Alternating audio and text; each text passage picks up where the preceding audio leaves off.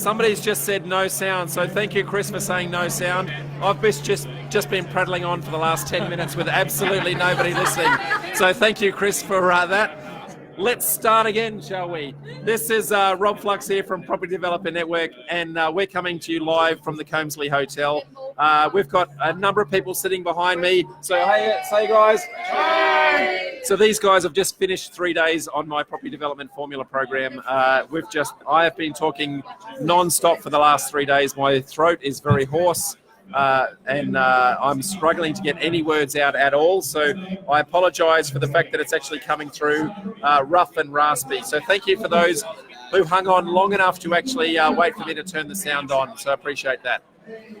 The question and the topic for this month is house building considerations. That came from Vanessa a couple of weeks ago. So hopefully Vanessa actually does sign on and pick up some of the knowledge and wisdom that's coming from this Fontanel at this moment in time. So house building, there's a couple of reasons why you might want to do a house build. One would be if you're doing a speculative build, and that is if you're picking up a block of land and adding a house to it, and then trying to sell that as a finished product.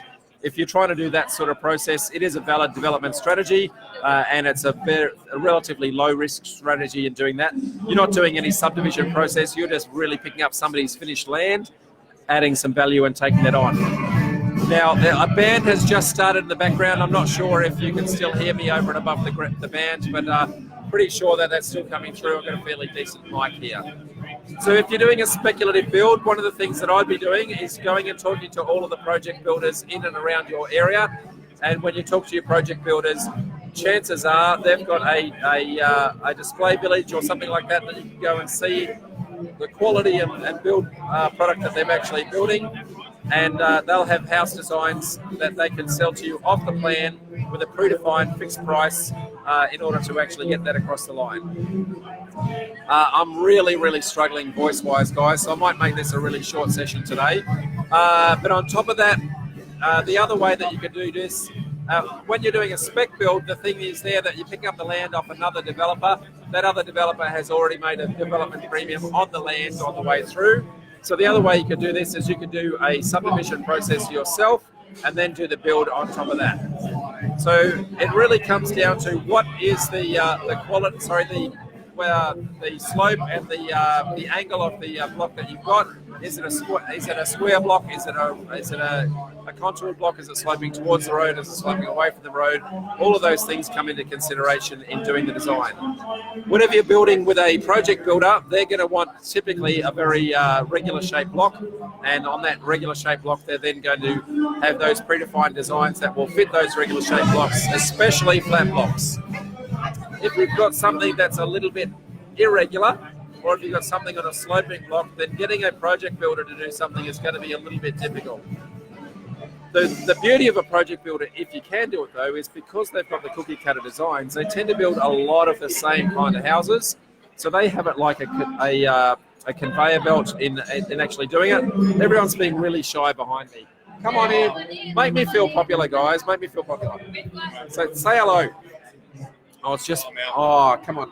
I've got nearly 30 people behind here and only 3 of them want to be involved in the process.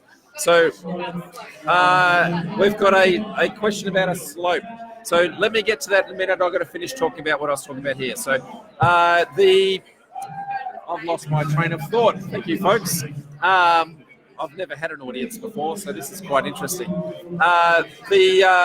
From a project builder's perspective, because they're building the same houses over and over, they tend to have all of their roof trusses and wall frames and all that sort of thing prefabricated off-site, so they can bring them on-site, already designed, already built, and they're really just like a Lego assembly line. They're just kind of plugging them in on the spot.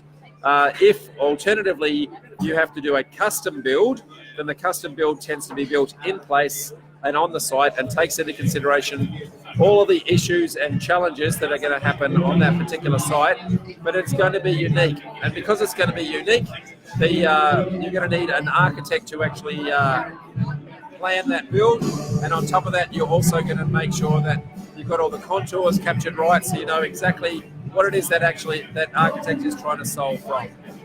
So I do have a question from the crowd. I've got Vivian, who's actually just sitting right here. So this is, there's Vivian, sorry, looking backwards. So Vivian has said, how much to build a triangular house?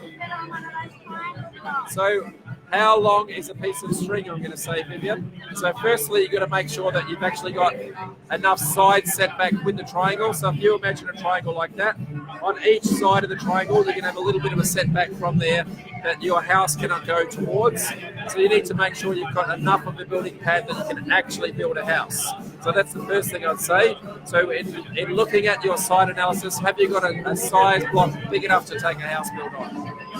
Then you're going to go get your architect to see if they can come up with a usable design on there, and then you would take that to your builders to actually custom quote on that.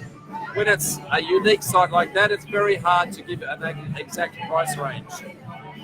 But you can have house builds that range from $800 a square metre for, I guess, the house that's made of straw and it's going to blow over in the wind.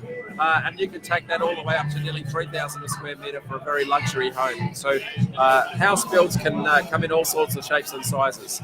The other thing that you want to consider in doing a house build is when you're asking your builder to quote, make sure they're all quoting on the same thing. One of the common mistakes that people ask is a builder to quote, and some of them will quote what is called turnkey, and some of them won't. So it doesn't include driveways, doesn't include the crossovers, doesn't include a letterbox, landscaping, clotheslines, all those sorts of things. So make sure you're getting a quote that is a all-inclusive turnkey solution. So Shelley says, how much does a flood overlay tend to add to the build price? Does it impact the slab that can be used? So it's a very good question, Shelley. Thank you for that.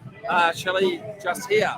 It's lovely when I'm getting questions from people right beside me and I can stare straight at it as I answer. So this is Shelley. So hello, Shelley. So whenever you're dealing with, whether it be flood, whether it be overland flow or any other water inundation on the site, you need to make sure you've got a hydrologist report to actually work out what is the amount of water on the site, how quickly the water rises, how quickly the water falls, and how fast that water is actually running on the site. When they have a look at all of that, that's based on the catchment area that the rain is falling within. So if you imagine a mountain range on either side of you, all the water that falls within those mountain ranges will hit the catchment and fall down and then land at the bottom of that catchment. Depending upon where you sit in the catchment, so if you have a house at the top of the catchment, you're not going to get much water. If you're all the way at the bottom of the catchment, all the way down here, you're going to get plenty of water. So your hydraulic engineer is actually going to calculate how much water that actually is, how fast it flows, how quickly it goes up and down. And then based on that, they will come up with a thing called the minimum habitable height. So the minimum habitable height is exactly as it sounds. Where is the floor height that you can actually have that is livable area? When you've got that, you'll determine if you can build slab on ground. Maybe you can just make the slab a little bit thicker if it's only a small amount of water, or you may have to actually put your house on stilts so that all the water actually flows underneath the house. Another question from Shelley, same question, how does acid sulfate overlay impact a build? So good question there. So that came out of our 3-day course today. So acid sulfate soils is something that actually sits underneath the ground, but it's a type of soil that is very acidic and can actually cause concrete cancer and rust in your foundations and things like that. So what you'll need to do is actually do a soil test on the site. When you do the soil test, they'll determine how acidic that soil actually is and whether or not the site needs to be cleared in order to actually resolve that issue. So in order to, I guess, remediate the site, in many instances, if the condition of the soil is too acidic, they may have to remove the soil completely from the site and replace that with clean fill. So hopefully that answers that question. So Siobhan says, hi. Hello, Siobhan. How are you? Now, as with all Facebook Lives, there is always a lag between the questions coming in and me responding. So at the moment, I'm sitting here twiddling my thumbs, which is an appropriate time for me to take a beer, considering that I have been talking for 3 days straight and my throat is aching. Have I got any questions from the audience behind me? That's probably a good...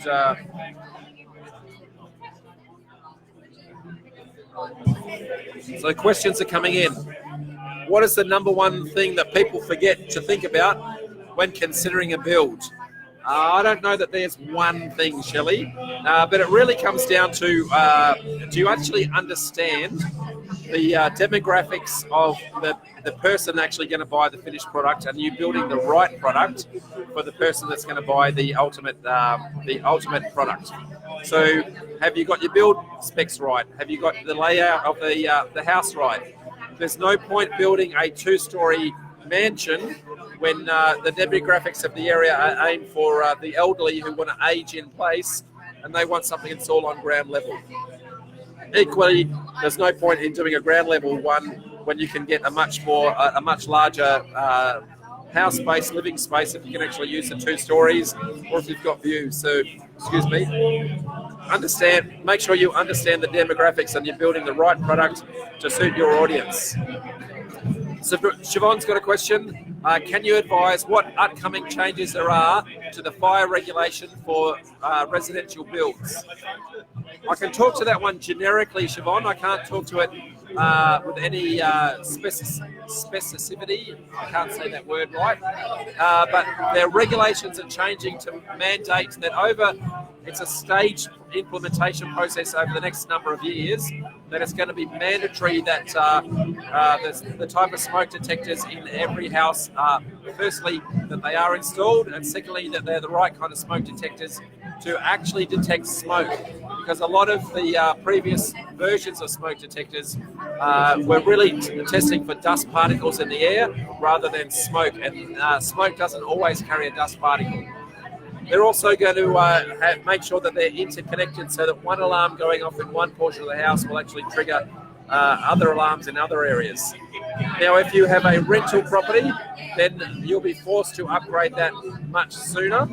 And if you've got a residential property, then you'll be forced to upgrade that when you sell the property. So it's going to be a staged implementation. You won't be forced to do that unless and until it actually applies to your particular site.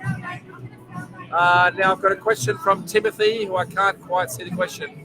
Is building a duplex on land that you have built with builders' terms, selling to the investors, a viable strategy? That's a complex question, so let me rephrase that in terminology that others will actually understand.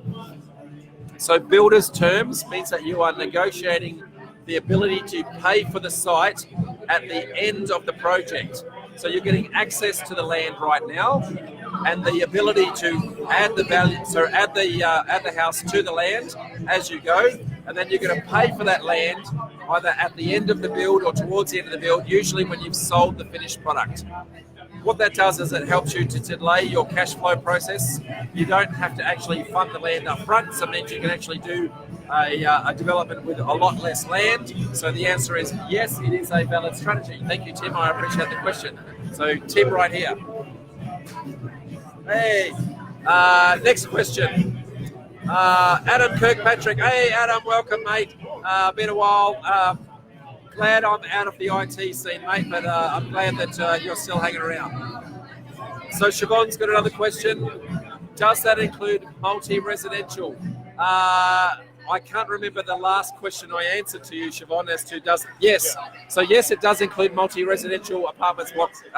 That's in regards to the fire maintenance, absolutely. If you are renting a property, you're going to be forced to do that right now. If you're doing a brand new build, you're going to be forced to do that right now. If you have an existing dwelling, then the existing dwelling will only have to be upgraded if you're renting it, or if and when you sell it. Hopefully that answers that question, Siobhan. So yes, any new development. Again, just a little pause in the process, waiting for questions to come in. So I will take the appropriate opportunity to quench the thirst. Oh, there's another question coming in.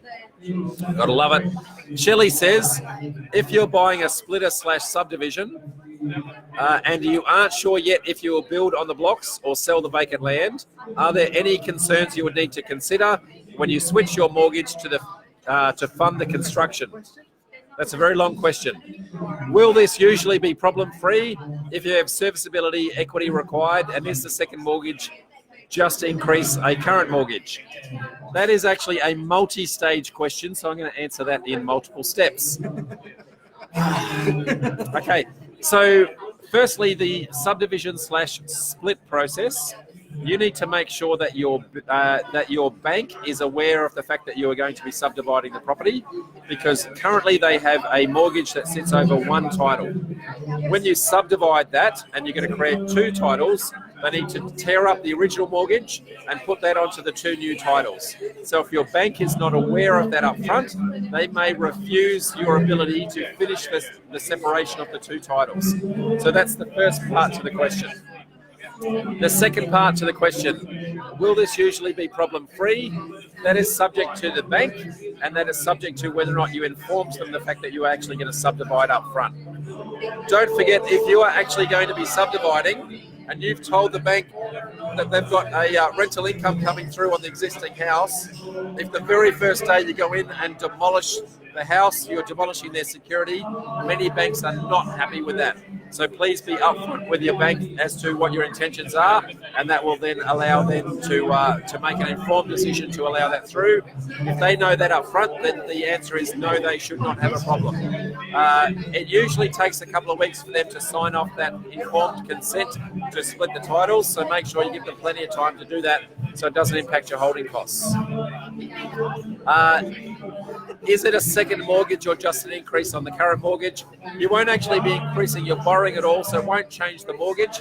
It will still be a first mortgage, but the mortgage will be over two lots now and not one lot, because you now own two lots. So hopefully that answers that question. Question from Alex. When using the online BMT construction cost calculator for a unit complex and the build involves basement parking,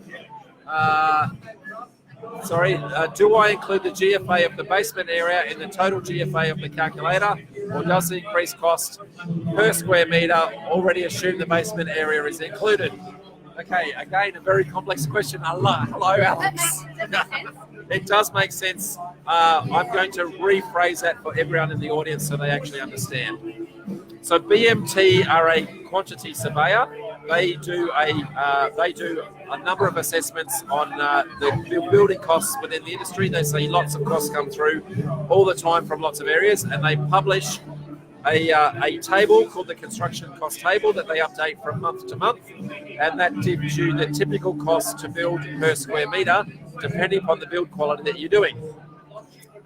In publishing that title, they assume that it is a turnkey solution, which means that it's going to be inclusive of all your landscaping, all of your driveways, all of your letterboxes, and all of those sorts of things. It's going to be completely turnkey, and that also is inclusive of the basement area. So absolutely, it does include that. So you need to come up with the GFA of the basement in calculating those costs. It is a blended rate when they actually do that. So Barb says hello. Siva has just joined, so thank you to you guys.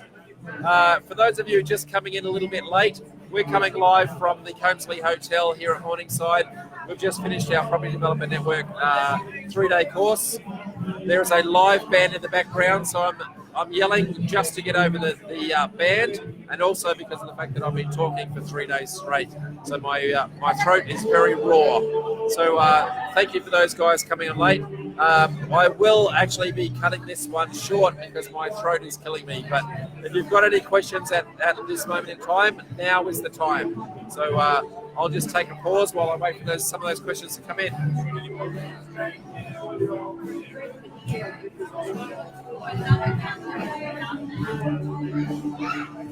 I can see Shelley's asked another one. Shelley, it's very popular today. How do you go about finding builders for your specific strategy? Okay, so firstly, make sure that you are actually clear on your strategy. So are you building splitters? Are you building subdivisions? Are you doing spec homes? Are you doing units? Are you doing townhouses? So once you're clear on your strategy, then what you should be doing is becoming an area expert. And when you become an area expert, you should be scouring the particular suburbs that you are targeting, finding the builders that are in and around your area and already building product that suits your particular strategy. So that's the first part of the process.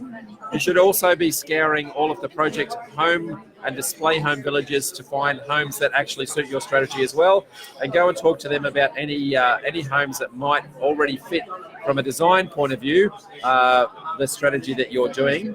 if they've got a turnkey solution that they can sell to you straight off the books, then they'll be ready to go and they'll be shovel ready in no time flat. If you're having to do a custom build, then that increases the cost, increases the timeline, and that sort of thing. So firstly, scour your local area, and then 2, go through all your display villages. So Ashish has just come on board. Hey mate, how are you? Can't see any questions, so I'll just take that as a comment from the crowd. So I'm going to sit here for another 30 odd seconds. If I don't get any more questions, I'm going to take that as a wrap, because 22 minutes in, I'm not sure that my voice can keep going after talking for 3 days straight.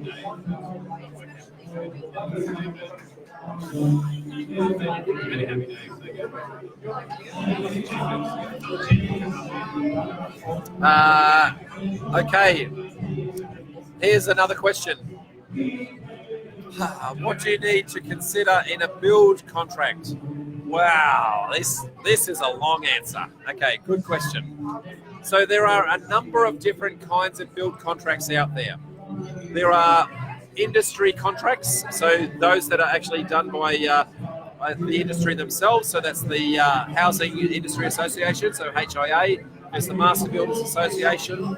There's the individual building authorities in each individual states. They have their own contracts as well. So all of those are deemed standard contracts. So they will have standard terms and conditions that are part of those right up front. So the first thing I'd say is make sure you are using a standard contract.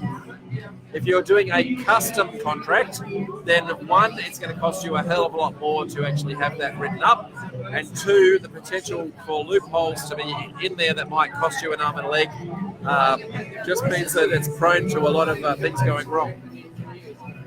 So in doing an industry contract, you need to remember that whether it be the Housing Association, whether it be Master Builders, whether it be your local building authority, that is written, the contract is written by the building industry, and so the contract is going to be generally favourable to the builder. So there's going to be a couple of issues and concerns that you need to concern yourself in there. One of them would be what is deemed to be the length of the contract, and when is the build deemed to have started. So it's fine for you to sign a contract today, but at what point does the clock start ticking when you are starting to talk about how long the duration of the project is? Quite often, the build clock doesn't start ticking until the moment they break ground. So if they take a long time to get all their approval process in place, if they take a long time to actually get to site, you might have 2 or 3 months lag between you signing the contract and them actually getting on site, which may add significantly to your holding costs. So that's the first part of the process. The second part is, even when you've defined what your build timeline is, at the end of that, what happens if your builder is running late? That is called liquidated damages. So make sure you've got some liquidated damages in there that are commensurate with the cost of the construction and the implications of that financially on you in how that's going to hold you up should that be delayed. So for example, if you have holding costs on the land, if you have to potentially rent somewhere else, they are direct costs to you that you can actually attribute to that. You can justifiably add those to the liquidated damages clause. So long as you can justify that, you can't just make up a number, but you want to make sure you can identify all the costs that you're actually going to come up with in the journey. And then lastly, one of the things I would say is there are delays that can happen in the process, typically due to weather events, whether it be too much heat, whether it be dust storms, whether it be rain, and rain is the most common one. So rain delays in many of these industry contracts are not actually defined what is a rain delay. So 2 millimetres of rain falling at one point in the project is going to be something that is super critical. But another part of the project, it won't matter at all. So if you've got your foundations exposed, then everything's muddy, it's going to be very difficult, and that's going to be quite impactful on the project.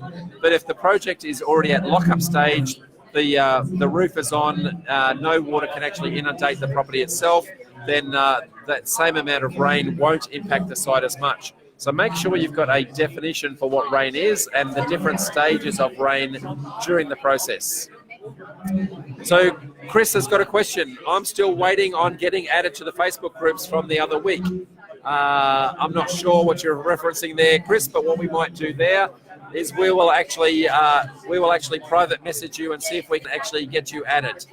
Typically there's 3 questions that you need to answer. If you've not answered those 3 questions, then our admin team won't actually allow you in. So I would actually go make sure you've actually answered those 3 questions, Chris.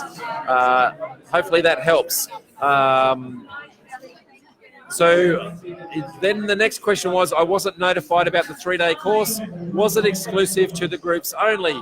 So the answer is no, it wasn't, Chris. It's actually part of a 12-month program. And it's just the first 3 days of the 12 months. So these guys are actually on a journey over the next 12 months. We take 2 intakes for that every year. It's called the Property Development Formula. We can send you a link to that privately so you can actually see that. The Property Development Formula has both. There's a 2-day event, there's a 3-day event, and then there's monthly webinars, monthly coaching, and also monthly mentoring. So we'll happily reach out to you, Chris, and tell you a little bit about that. So Derek has joined. So hello, Derek. Seba has asked the question, 2-story or 1, is building 2-story more profitable? Seba, the answer to that is that 2 stories is actually more expensive to build because the engineering that's involved means that you have to take the weight of that 2nd story, all the furniture above, all that sort of thing. So it's more expensive to build, but whether or not it's more profitable really comes down to the demographic of who is going to be buying that finished product and whether or not they can, whether or not that's something that they're actually looking for. Typically, you can fit a much larger house using 2 stories on the same block of land. So you may be able to get a bigger build onto the land, so you get a bigger bang for buck. If people are looking for, I guess, the McMansion or a bigger build, then yes, 2-story may be more profitable, but it's going to be more expensive to build. So Russell's joined. Hi, Russell. How are you? So Shelley's also asked, what would you do if a builder won't consider liquidated damages in their contract or the amount of liquidated damages isn't high enough? So 2 parts to that. If they will not consider liquidated damages, then find another builder. If they can't back themselves on actually building inside the timeline that they promised within the contract, then I would say that they're not somebody that you want to bank on because they have no recourse should they have delays in the process. As to the liquidated damages, is it high enough? That's a negotiation process. You need to be able to demonstrate to them the impact of what you're doing, and you need to also make sure that you're being realistic with the time that you're actually asking for in the contract, so they're not likely to be burdened for no reason at all. So we're not trying to there to punish them. What we're trying to do is just make sure that we encourage them in the process. So Belinda's asked, hi Rob, better late than never. Hello Belinda. It's always better late than never, absolutely. Sorry, just a little bit of a lag here with my internet connection. So Edward has joined, Clayton has joined. Hi guys, how are you? Replying to Chris, Shelley said, hi Chris, I'll send you some private PM. So we already got that in hand, so thank you. Tony Meredith has joined. Hi Tony, how are you? Shelley has done a link there. Chris, if you want to follow that link, www.developernetwork.com.au/PDF. That is that link to the Property Development Formula course that we were mentioning before. So thank you for that inquiry. Tony's saying, hi Rob, I hope the weekend went well. Absolutely, Tony, it went very well. As you can hear from my voice, it's been 3 days of talking. The feedback from the guys was fantastic. They're all sitting behind me. Some of them just here, some of them over here. They're scattered everywhere. There's a live band playing behind us. It's just going off here at the Combsley. So I'm getting to the point where this is calling my name a little bit harder than anything else. Next question. Chris says, thanks, mate. You're welcome. All good. Clayton says, hi, Rob. Clayton is on. Hi, Clayton. How are you? Tony says, the voice seems to be holding up well. Mate, it does not feel it from this end. It is very raspy, very raw. I've been chewing on these things, but I meant, well, Where's the label? Butaminthols. I've been chewing on them the last couple of days, and anesthetic anesthetic lozenges. So that's the only thing that's been getting me by. I'm going to make this the very last pause. If there are no more questions in the next 30 seconds, I'm going to say thank you very much, everybody. Take the opportunity to take a brief refreshment. Can I get a thumbs up as to if anybody can hear the band that is playing at 100 decibels over there? I've got a really good microphone here that is meant to be directional, but what I would like to know is, can it deal with all of that background noise? Is the live band part of the PDF program?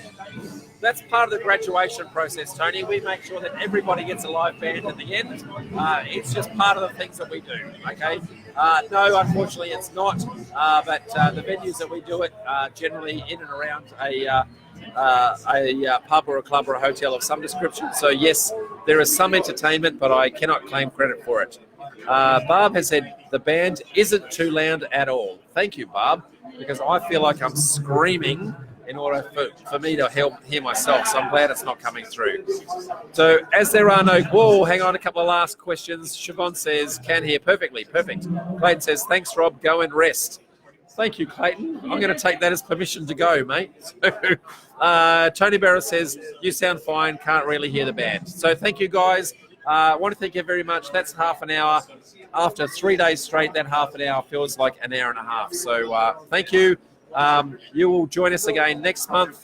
I think, sorry, not next month, next week. Next week at 5 o'clock, we're going to be talking about option contracts. So we've got a couple more questions in the pipeline. If you've got a topic of the month that you would actually like us to be talking about, please make sure that you comment either on our Facebook page or alternatively within our private Facebook group. And we would love to actually add that to the list. We've got a couple in the pipeline already, but we want to try and give you as much value as we can in the process. So thank you, guys. I can see some last comments coming through. See if I can just get them through. Great commitment. Thank you, Tony. Appreciate that. So that's it from me. So it's good night from Rob. It's good night from all the PDF participants. So, hey, guys, say goodbye in the Facebook Live. Bye. Come on in. Say goodbye. Bye. No, bye, everybody. Thank you.